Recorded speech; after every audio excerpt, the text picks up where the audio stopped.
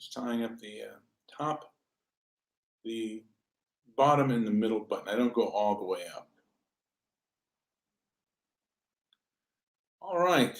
So I was watching Luke Ford, and Luke Ford, I think, is most famous for uh, writing, I believe, a blog post and I think he even wrote a book on pornography and on sex. And I enjoy his YouTube channel a lot. At times, he does say rather insightful things, and he said something that was rather astounding to me. He said, "I think, man,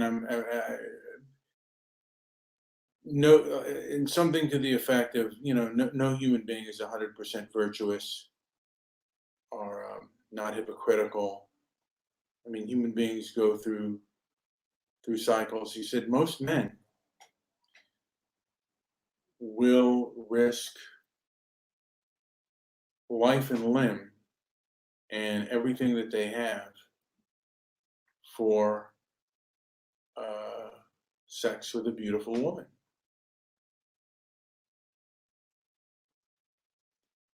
And this is true. None of us are beyond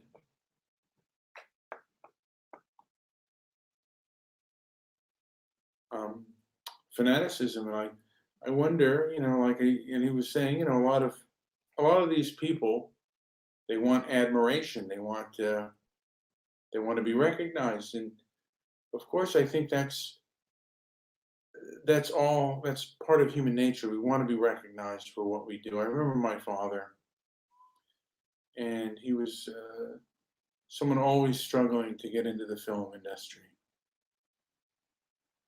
And one time I said to him, Pop, you want to be famous? And he said, No, I don't. And I said, What do you want? He said, I want to be recognized for what I do. It's fame. Being recognized for what you do that's what famous. I mean, I don't know if that's the exact definition of famous, but that's a pretty clear definition of fame. Fame, being recognized for what you do and who you are. That's fame. And the thing of it is, fame gives people resources. And for men, they get the resources of carnal pleasure. Whether you're a rock star, whether you're a film star, you get that. That's something that you get. And YouTube, for a while, could make people YouTube famous. Now they're not doing that anymore. They've gone mainstream. That's unfortunate, that you cannot be a podcaster anymore and rise to the ranks. And there are people out there that don't want that to happen, And I guess they believe that it's for the best because they believe that, as Brian Stelter one time said, freedom of speech does not mean freedom of reach. It's kind of unfortunate because there are ideas and things that I like to look at and I like to observe, and I'm kind of a curious kind of person. But that's not to be had anymore. I wish there was another YouTube format that did allow that did have freedom of speech and freedom of thought, where podcasters could come and just share their ideas. But that's not true anymore. And I wanted to mention that I've also had problems with the ADL. It surprises me how much weight they have, seems to have over the internet, over social media, when they're so unpopular. I mean, you go to their YouTube page and they have completely disabled their comment section and their like to dislike ratio. and they're battling hate.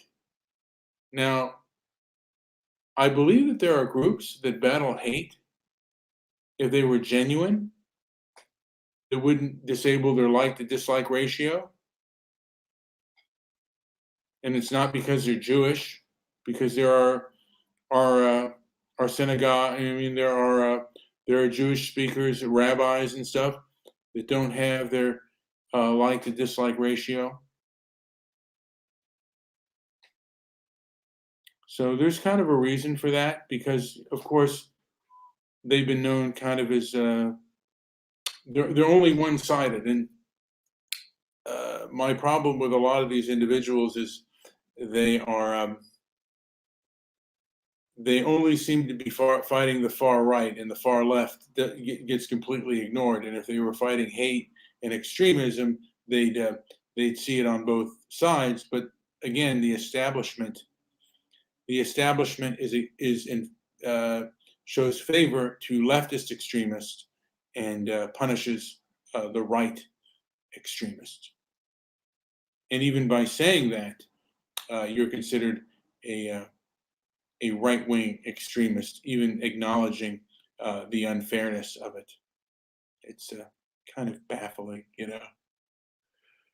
But human beings, I guess a lot of human beings are not self-aware. I try to be as self-aware as I can be, but there are times when perhaps I'm not as well, you know. And still struggle with my diet. Some days go really good, but still, I still get up in the morning and go to the bathroom about 7 times, 4, 5, 7 times a night, which can be really bad. I mean, you don't get that good night's sleep. You're not thinking correctly. But I don't get as angry as I used to, because I kind of, I talk myself down from it. And social media is something that can make you angry. Some of the silly things and stupid things that people say, and it seems like they've gotten more hyperbolic over the years, and that can make you angry. But you have to kind of look at it like most people see that. It does surprise me how people in power can say things that are so like hypocritical and wrong, and have such reach. It does still surprise me, and it amazes me. But it is what it is. There's probably nothing I can do about it, and probably a lot of other people see that too. I mean, that's one of the reasons why the ADL has their like to dislike ratio disabled, because people they see right through them. They know, and they go there to automatically dislike. I'm surprised CNN hasn't done that, because, and I wouldn't be surprised if CNN basically does the metrics on their like to dislike ratio, because a lot of what they say is a bunch of hyperbolic nonsense, and the right can do that as well, just not as much. And you have a lot of unhinged lunatics out there that have made our cities far worse. Crime has gotten worse. Criminality has gotten worse. And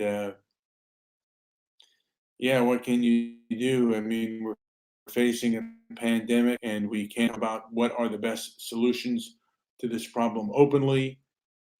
I guess there are only a few people, quote unquote, few people that we're supposed to listen to without question and without reason, and the like. So we are living in times where questioning things is considered conspiracy. Questioning things is considered a hate crime.